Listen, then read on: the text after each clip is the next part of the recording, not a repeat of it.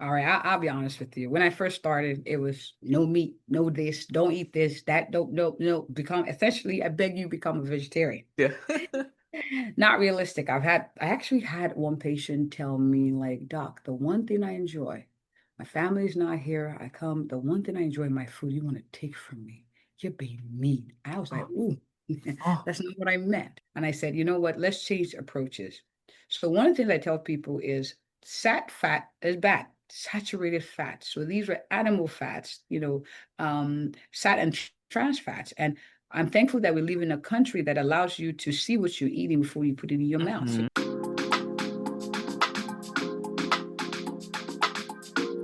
Are you a busy woman who prioritizes everyone else's health above your own? Do you have questions about your diet, exercise, or how to prevent or treat certain health conditions? Are you always Googling health questions that you forget to ask or are embarrassed to ask your primary care physician? Girl, do you even have a primary care physician? Well, welcome to Headed to Healthier. I'm Dr. Brittany Anderson, a board certified family medicine physician, and every day in my private practice, I have discussions with women just like you who are doing their best to juggle the demands of life while also desiring to become healthier. Inside this podcast, you'll find practical and actionable health tips that you can incorporate into your daily life. You'll get expert advice and insight from some of my awesome healthcare colleagues, and you'll hear relatable conversations with incredible women just like you who have made their health a priority and are thriving because of it. So throw on your sneakers and get some steps in while you listen. Or if you're driving, get those hands at 10 and 2 and let's dig in. We are headed to healthier. Ladies, welcome back to today's episode. I'm so excited to be joined by Dr. Olabintan, who is a family medicine doc, so family medicine just like me, but also she is certified in lifestyle and obesity medicine. Her patients call her Dr. Tolu. So for today's episode, if you're okay with it, I'm going to call you Dr. Tolu too. Introduce yourself to us just a little bit more, if you would. all right. First of all, thank you for having me on. This is exciting what you do. Yeah. I'm glad to be here. I am Dr. Olabintan. I'm a family physician, lifestyle physician. I'm also a wife, a mom, a Christian. I'm a foodie. I know I talk a lot about a lot about eating healthy, but I enjoy eating. So I want Yeah. to clarify that. I'm also a dog mom to two dogs, Golden Doodle, and I love helping people live long and well, and kind of figuring out what that means for the individual and helping them get from where they are to where they want to be. Yes. Gotcha. That sounds great. I'm honored to have you here. It's always so nice getting to watch your social media, which is hilarious. So at the end, you've got to give us links to your social media. You and your office staff seem to have so much fun. Now, your practice is Living Spring Family Medicine Center, and that's in Mansfield, Texas, right? Tell us a little bit about your practice.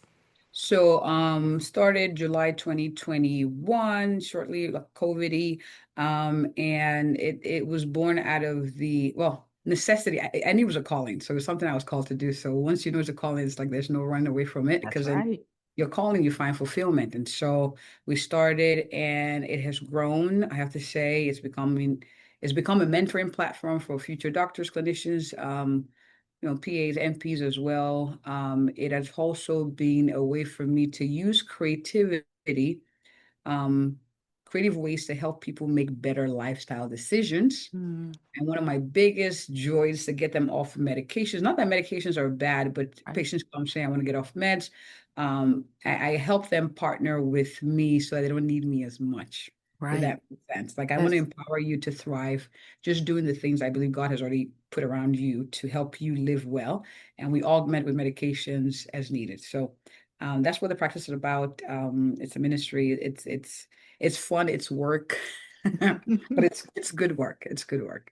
awesome. And I love that. And I think you're really getting into starting to define what lifestyle medicine is, right? And just like you said, patients, I know, come to you and say, Dr. Tolu, I'm on all these medicines. Do we have the option to come off of some of these? And I know that because mine come to me and say the same thing. The difference in you and I, though, is that you have this extra kind of training in lifestyle medicine that really pushes you, to be able to engage with your patients and be able to really help them make those lifestyle changes, which can help them to change some of those medicines or to be able to reduce or come off of those medicines. And so I look forward to learning from you today, just techniques of how you approach these things with your patients. And really am excited for my listeners to be able to learn that from you too. So will you tell us a little bit more about this concept of lifestyle medicine? It's fairly new within the field of medicine, but really maybe it's not new. Maybe it's what we all have been trained to do, but now there's just much more focus there, right? And it's so interesting. Before I discovered that there was a field called lifestyle medicine, I used to feel bad. It was like a hidden personal struggle, like, oh my gosh, I gave it medicine, and don't get me wrong, guys and ladies, we it's a gift. Medication is a gift. Right. And I would live in an era where that's an option. Otherwise, the death rate would be higher and mortality rate would be higher. But I used to feel bad, like, oh my goodness, if I just had you eat more greens, you poop. Yes. Yes. Like, I don't need to give you this medicine. And if we just you added a fruit or vegetable with every meal, your cholesterol levels could drop. So I'm like, how about I just do that and make it easy as opposed to become a vegetarian? Mm-hmm. Right? So Hmm. lifestyle is essentially just evidence-based lifestyle interventions that address things around your life that can help improve your health outcomes. So whole food, plant predominant diet. I didn't say plant only diet. Don't fight me, because I like meat. I eat lean meat, but I like meat. So movement. I don't like to call it exercise because I feel like that triggers something. I just move more. Sleep, not just quantity but quality. Stress management, because that's important and it's tied to many decisions down the line, right? Avoiding risky substances. So we know alcohol, too much of it, smoking, fume exposure, all those things, saying, hey, why don't you stay away from that? Even secondhand smoking. People are like, I don't smoke, but you're around someone who smokes 2 packs a day. And so it's like, well, you're smoking too. So, and then there's also building your community, learning to ask for and receive help because that Hmm. helps empower you. So it's helping you see the things in your life that you can adjust that will help you feel better. Essentially, that's what that medicine is. Absolutely. And I think that's such a wonderful thing to incorporate into your practice. And again, something that we all should incorporate into our practice, right? Having these discussions with patients about lifestyle changes and lifestyle modifications. Because I often tell my patients there's so many things that we could treat without having to add a medicine on, or there would be the possibility of stopping this medicine or at least reducing this medicine if we make some changes. But I love where you said there's kind of that line between it that you don't have to go completely cold turkey on the things that you like or love. It's just moderation and making smart choices and decisions, which sometimes takes a little bit more time and a little bit more coaxing of the patients Mhm. to do that. But when you find patients who are able to say, hey doc, I was able to stop this medicine by making this small change, and I'm going to tell my sister to do this or my wife or husband or cousin, then that makes a big difference. Yes, yes, it does. Yes, it does. And the truth is, and for our viewers, find a doctor like Dr. Brittany. Find good doctors that will coach you. We're not, I mean, don't get me wrong, there are patients I beg to take medicine, like, Yes. please, I beg you, Yes. please take the medicine. But there's someone who will stand in your corner, who won't give up on you. I tell patients, don't, as long as you don't give up on yourself, I won't give up on you, but I'll keep nudging, nagging. For some, it took 4 years. I had one come, what was it, 3 years? No, 4 years. She's like, I finally went for the sleep study. Doc, you were right. Man, that machine, I love the machine. I could sleep better. And I'm like, you sleep better, you have more energy, then I can nag you to go exercise, right? Hmm. And you can make healthier choices because you're not as tired and driven for self-soothing as opposed to you understand what I'm saying? So Absolutely. so I want to encourage your viewers, and they know, find a good doctor who will help, who will coach you, who will nurture these things, or at least be interested in learning how to. Yeah. Absolutely. I love that. Well, today I want us to really get into something that you've already mentioned a little bit, but something that if we make significant lifestyle changes, we can reduce and we can use that to help prevent disease and prevent occurrences of heart attacks, strokes, that type thing. And that is cholesterol. Now, cholesterol gets a lot of attention. The medications that we prescribe related to cholesterol get a lot of attention, whether that's negative attention, which most times it is, or positive attention. Cholesterol is important, and if we have too high cholesterol for too long a period of time, then that certainly can put us at higher risk for having heart attacks and strokes. Can you break down for us a little bit just what cholesterol is, we hear these different numbers like LDL and HDL, triglycerides, but patients often don't understand what those numbers mean. And then will you talk a little bit to us about why it's important that we keep our cholesterol values controlled? All right, so cholesterol is a fat-like substance that your body needs to build things like your hormones for digestion, for building cells, especially brain cells. So it's important, but too much of it is a problem. So there's the HDL, there's the LDL, there's triglycerides. H, think high, hey, yay, high, is the good cholesterol. We like that because it helps to remove the extra cholesterol from your bloodstream. The LDL, which is think of it as a bad cholesterol, L low, so bad. I don't know how that's the way I help people remember it. Me too. Gets that. High levels can lead to plaque buildup. I explain it this way. Think of you have a water reservoir that sends water to different houses. Over time, there's buildup around the walls, right? It's not as fresh. So the walls, what causes the blockage or the buildup is cholesterol with the pipes representing your blood vessels. So the heart is the water reservoir sending blood carrying oxygen, which is a building block for energy, to different parts of your body. That's your lifeline. And so those pipes sending, the water or the blood to different parts of your body can get clogged up. What clogs the wall is cholesterol. I call it like butter in your blood. It makes things sticky. That's what came to mind. It makes things sticky. So too much of it is not good. And so even though high cholesterol does not hurt, doesn't give you a headache, it is linked, and we've known this over centuries now, it's linked to heart attack. And that's why your doctor's obsessed over your cholesterol numbers and starting you on medicines and all the things. And so to reduce the risk of heart attacks and strokes, it's important to have those numbers better controlled with your HDL going up and your LDL going down and your triglycerides. And that's the type of fat in your blood. It kind of goes hand in hand with insulin resistance, so it can make things sticky as well. But it's usually pulled in with diabetes. There's a number goal, 150 is what's ideal or less. Yeah, so those are the three, and the risk factors tied to them. And so often, in our practices, we look at the numbers for sure, but at the same time, if we have patients who have significant risk factors, right? So if they have a strong family history of heart disease or, and they have diabetes and hypertension and all these other things, sometimes I'll tell my patients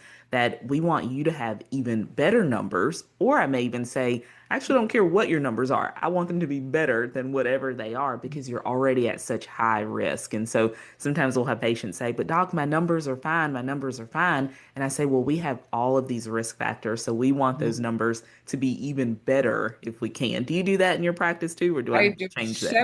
70 with diabetics, but sometimes I push for 50 because with 50 it's almost impossible to have a heart attack, data shows. So I'm like, if we can go low with LDL, like as low as possible, I would love that. So they're like, it's normal. I'm like, yeah, look, the fine print, it says for diabetics who have coronary artery, it's considered like having had a heart attack. I tell diabetics that Hmm. we want to shoot for lower. So even though you're on the medicine, maybe if you eat a little bit better, that number would drop. Mhm. Absolutely. There you go.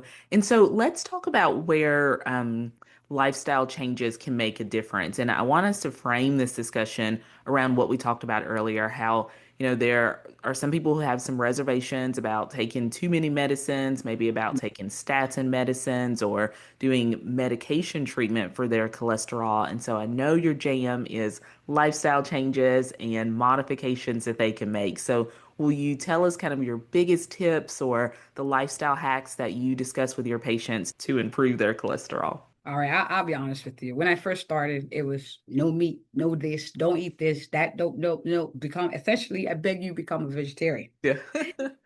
Not realistic. I actually had one patient tell me, like, Doc, the one thing I enjoy, my family's not here. I come, the one thing I enjoy, my food, you want to take from me. You're being mean. I was like, Oh, ooh, oh. that's not what I meant. And I said, you know what? Let's change approaches. So one of the things I tell people is fat is bad. Saturated fat. So these are animal fats, sat and trans fats. And I'm thankful that we live in a country that allows you to see what you're eating before you put it in your mouth. So Hmm. you can see, Hmm. but I would say you got to be familiar with what you put in your mouth. You can't say somebody gave me something that can cause my stomach to be eroded, aka soda, because you can use that to clean the burnt To pot. literally clean toilets, right? You can use a clean toilet, like it's so caustic. So you can't say you don't know that someone put it on the counter in the store and you bought it, you didn't know that that's what you were drinking. But that's so no, at least I say as you're eating it, know that that's what you're drinking. That's all. So be Mhm. aware of what you're putting in your body. It kind of helps give you better perspective. And so with cholesterol, you want to reduce fat, and trans fat. You find them in red meat. I love steak. Don't I love steak? Fried foods, they taste better than grilled air fried. I agree. I'm not even going to argue with you. Butter makes things come alive in your mouth, and I'm gonna, there and many packaged snacks. So they're there to help the food stay longer on the shelves. So that's consumer. It's engineered to hit a spot in your brain that tells you to keep eating without stopping. So I know it's engineered. Now, I still eat it once in a while, but I eat less of it. So what I Mhm. tell people is this: instead of saying no to this, because there's something about the human mind that says, no, I'm an adult, I can eat what I want. Don't tell me that. I Right. just say, add fresh fruits and vegetables to every meal. That's it. Now, I have said that to people, and I've had someone come back saying, I ate candied apples, they ate pickles, they ate blueberry cake and strawberry cake, cranberry juice, which is loaded with sugar. And I said, that's not what I meant. So I want That's to not what class I meant. I want to classify. I want to I want to really emphasize what I mean is fresh fruits and vegetables in its most natural form. You can steam it, you could broil it, you could grill it, but you want to add that to what you're eating. And I have checked, even McDonald's has fruit cups. Hmm. Chick-fil-A has, yeah, First Watch does, um, um, Olive Garden, like all the fruits, most of the food chains have options for you to add fresh fruits and vegetables. And so when I talk to my salad lovers, I say, when I say fresh, the salad dressing, you want to be careful because that's loaded with fat. So Right. don't judge me. I just say things like, why don't you say fat? I've been eating fat free, like dressing free for 8 years. Don't like that's just for me, I'm not gonna waste my calorie on that. If I'm gonna eat a burger, I eat a burger. Like let me go Got ahead you. and enjoy that. But things like dip your fork in the dressing and then pick your salad. Don't over marinate it. Or Hmm. you can make yours olive oil, a little vinegar. I put spices, cilantro, curry, thyme, a little pepper. I like spicy. I mix that squeeze of lemon. I've made my own dressing, and there we go. Or I'll put some sliced or minced fresh ginger, so it gives it a kick. So I'm not punishing my taste buds for eating healthy, but I'm just changing how much cholesterol I put in me. All I love right. that. And that's an easy modification, right? And I love the dipping your fork and not just pouring the dressing all over everything. That's Mhm, good. I'm mhm, stealing that one mhm. for myself. No worries. And then whenever you go out to eat, like look like have an idea of what the recipe or the menu offers. Like so ahead of time I can plan. So I can say, okay, what like I did a live one time on how to eat healthy in Texas. And my one of my favorite restaurants Which is I can First. imagine is about as hard as eating healthy in Alabama. Yeah, and I love First Watch, but their meal on average, when I eat their breakfast meal, is about 1,500, 1,600 calories. So I did a live on how to adjust it so I can still enjoy French toast without the butter salad, a good whole grain bread, and still have a egg white omelet that I know is grilled in butter, but it reduces to 650 and still enjoy myself, right? And eat out where I want. So get familiar and have conversations with your physician or a nutritionist. Okay, how can I modify what I eat to make it healthier without feeling like I'm depriving myself of my joy, my foodie joy? Because that's so much of it, right? That when patients hear us talk to them about making lifestyle modifications and especially dietary changes, the first thing they think is just what you said earlier, Doc, you're taking away all the things that I love. And so I like your approach to not just completely stop the things, but to make small changes and then help them with ways to still be able to enjoy the places and the foods that they like just in a healthier way. Yes, and I'll add one more. Careful what you drink. Sometimes you drink your cholesterol. So my Hmm. coffee lovers, don't judge me. I come in peace, okay? So it's the frappuccino, whatever it's called. I don't, yeah. So you take the coffee loaded with sugar, loaded with creamer, loaded with cholesterol. And that's just breakfast. And what's in it is high corn fructose syrup. Go look it up. Like they don't hide it. And what that does, it triggers a chain of needing to eat sweets or carbs. It's a trigger. It's like a trigger. So, healthier alternatives. And I've had people try this and tell me, Doc, you are right. Put oat milk. Coffee is so strong, it drowns the taste of what you put in it. Oat milk, chia seeds, maybe stevia or honey. You could put that or sugar. But you've reduced it and still enjoyed, more, and you're drinking plants. Ah, So that there could you be your go. first serving of There you plant go. based. So you heard it from Dr. Tolu. So switch in your Frappuccino, use oat milk. Is that what you're saying? Yes, ma'am. I've never had a Frappuccino, so I'm not in that group of people, but I'm one of those people that if I got my first Frappuccino tomorrow, I'd be hooked on them, I'm sure, which is what happens, right? That people then start to crave them because such high sugar content. And what you just said was you get this, and then next thing you know, you want, a croissant with it or other carbs, sugar, sweets with it as well. So that's a switch that most people can make, switching to oat milk, using honey or stevia or something else to sweeten it if needed. Yes, ma'am. Y'all say Dr. Tolu said it. You let her know. You find her on her socials and let her know that that was a good swap for you. So I love those nutrition or those dietary changes that you mentioned. We also hear a lot, I'm not going to call it exercise because you're right, that can be a trigger to people as well, but just the physical activity. How important do you feel like physical activity is when it comes to managing cholesterol, and what types of movement do you think are most beneficial, or what type of direction do you give your patients around getting more activity? All right, I'll be honest. The standard is 150 minutes a week. By the way, exercising will raise your good cholesterol, your HDL, and reduce your bad cholesterol, your triglyceride, and actually reduces insulin sensitivity. So it reduces the risk of diabetes. So whatever exercise you could do is what I recommend for you. So I call it movement, but one of the creative ways I found to help people exercise is to batch it with something they enjoy Mm. or batch it with something they have to do. For example, for me, I have to pray. My relationship with God is the non-negotiable. So I have to pray. So I batch that with walking. So I'm prayer walking 1 hour in the morning. So it's not exercise for me because I'm doing what I need to do and I would have done if I walked or not. You could call a friend who yaps a lot. So the conversation feels like, oh girl, you're so funny. Oh my God, that was 20 minutes. You worked out, right? Or Hmm. put on music. Sometimes for me is quality time with my kids. So I'm sitting and we're talking, okay, what's the mind drama you're going through? And so while I'm doing that, we're walking and talking. So batch it creatively. And then a sweet one, exercise on their time while you're at work. Oh, Zoom there you meeting. go. I love that one. Zoom meeting. So I have my AirPods in. Now I do run my own practice, so I can do that. But it's a thing now. You could have Zoom meetings. You're calling someone, yeah, that was good. Good job. I agree with Bob. Yeah. So you have a treadmill under your desk, or your sit to stand desk, so you're standing and you're moving in place, or you're doing your lunch break 1 hour instead of like doom scrolling on social media. You do a 15-minute walk, listen to music, and just staring outside and getting some sunlight. So Mhm. exercise on their time. All right. So by the time you got home, you've already done something at work. Oh. Batch it with something you have to do or something you have to work. So batch it with that. And then batch it with something that you enjoy as well.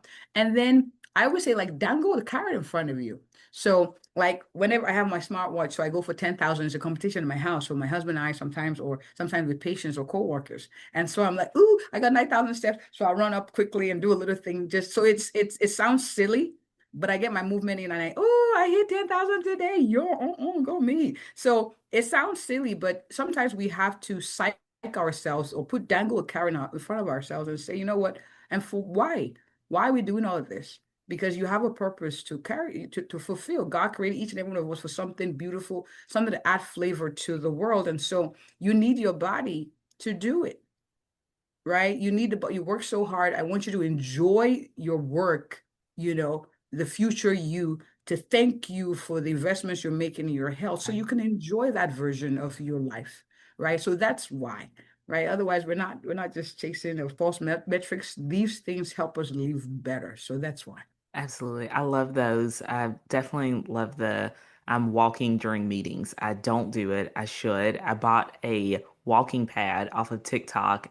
I can count on one hand how many times I've used that. And so my takeaway from this needs to be maybe to pull that thing out and start using it during meetings or while I'm listening to podcasts or while I'm editing my own podcast. So things like that that I can do, which is batching. And so we've had a previous guests talk about batching, and that's something that I really want to get into doing more of because like you said, there are things that you have to do that you're going to get done regardless, but why not put it with something else that you truly need to do for your body? So that's good. Now, we've talked about how patients come to us on cholesterol medicines or on, medications like statins are a really common one that we hear about cholesterol. How do you begin to approach the conversation with patients when they say, "Hey doc, I want to stop this medicine"? Because, I would assume it's not just a clean stop of that medicine, but more of a process. Will you tell us what that is like for your patients in your practice?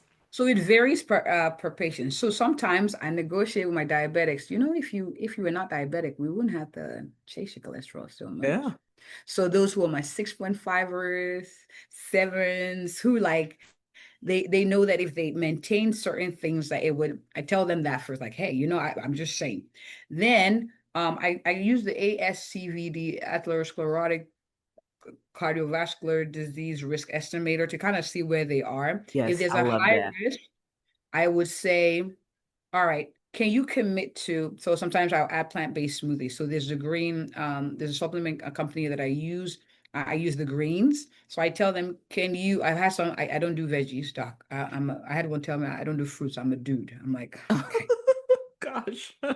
But I said, okay, if I gave you a smoothie recipe and all I asked you to do is do this and add 1 scoop of greens, you can mix it up, however you want. 1 scoop of greens every day. Could you do that? That's it, doc. I can eat whatever else I want. I'm like, oh, yeah, you can, you can. You can, but let's start here. They're like, doc, yes, I can. All right, fine. So some I would say do that. If it's better, I'll cut it in half because you've Mhm. already started using food as medicine, so I have to reduce the other medication. Same thing, exercise. If you can exercise, I want you to move 20 minutes a day. If you can do that, so exercise is medicine and the food is medicine. If you do that, cut it in half. When they come back, cholesterol is better, we cut it in half. We do a dance. So it's dramatic, so you do not forget. And this is what had happened when you make lifestyle changes. So we do the dance, and I ask them also things like, what are things you're going to put in place to make it easy? So Mhm. family meetings, it's hard if you're walking around with a lettuce and everybody's eating a burger. Like have a family meeting. Hey, let's come to Jesus moment. Like, okay, what can we do to encourage each other? How can we keep each other accountable? Meet with your doctor. I have patients. I ask them. So when do you want me to keep you accountable? When do you want to schedule Mhm. this appointment? They're like, can we do 30 days? All right. It's a 30-day challenge. All right, let's do it. So those are things I do. So I don't always cut it off. I have people who have come down from 40 to 20 to 10. Right, right. 10. And you're like, so less, I said lower, less, lowest, most effective dose. Mhm. Numbers are met. We keep going. That's right. And I found that patients, get as much joy and self-satisfaction at being able to come down on the dose as off of it, especially when they start off on really high doses of it. So I love that kind of bargaining with patients a little bit and letting them help come up with the next step because I do fully believe that when patients kind of help with that decision making, then you've Mhm. got a much better likelihood that they're going to continue through because they were part of helping to make the plan. And that's something that we as physicians should always try to do when we're having discussions with patients is, not to be talking down to them or saying, this is what I want you to do. You have to do this, this, and this, but let our patients be part of the decision making process. I think that's really important. Well, Yeah. I've appreciated having you here. Give us your final words. Anything that we've left out so far, your final thoughts as it relates to cholesterol. And then I want us to get into where my listeners can find you on social media because just as entertaining and full of energy as you are here with us recording, you are on your social media as well. So I want them to be able to find you. But final word regarding cholesterol. You can do it. Like there are things, there are resources out there to help you control your cholesterol or more importantly, feel better. Now, these actions we talked about, we help you feel better. It's not just for us to have pretty looking labs. You Right. will feel better. So there's a win in it for you. Okay. Yes. There you go. I love that. Tell us where we can find you on your social media, your website. Again, tell us a little bit more about your practice because if you are listening to this in Mansfield, Texas, and you are looking for a wonderful doc to see, Dr. Tolu is it. All right, so website is www.livingspringmedicals.com. You can sign up for our newsletter. There's an email where you could send me a message and say, "Hey, doc, can we get you in?" And we are still taking new patients. There you go. So if you're looking for a good doctor, you can come on down. And also YouTube. I forget the name of my handle. I'm sorry, at That's Instagram. okay. Send it to me and I'll put it I'll, in the show notes. So for all of these things, so if you're driving or out for a walk, you don't have to memorize it. They will all be in the show notes. Thank you. You mentioned YouTube, but your Instagram, you've got Instagram also. I have Instagram. I think it's Dr. Olabintan underscore MD. And then I'm also on TikTok. I'm on LinkedIn. I'm on Facebook as well. Living Spring Family Medical Center. And you can look me up, Dr. Tolu Olabintan. I'll spell it Olabintan, out in the everything. show notes. Don't worry, guys. Uh-huh. If you look at it, you find, and if you Google me, you'll be able to see different ways to reach out. And I engage definitely on social media every so often. So just bear with me. That is wonderful. I love it. Well, Dr. Tolu, thank you again so much for joining us today. This has been an absolute pleasure for me to get to chat with you, and I know the same for my listeners as well. Ladies, if you have learned anything on this episode, and I'm sure that you have, please do share the episode with a friend. Share it with, a female friend, a family member, or male friend or family member. She has dropped such good information that really is applicable to everyone as we are all headed to healthier. Thank you for joining us today. I'll be back with another episode next week.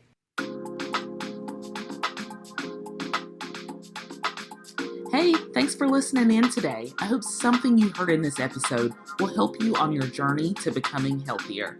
Remember, this podcast offers general health information. I am not your personal physician. If you need advice that is specific to you, be sure to consult your physician.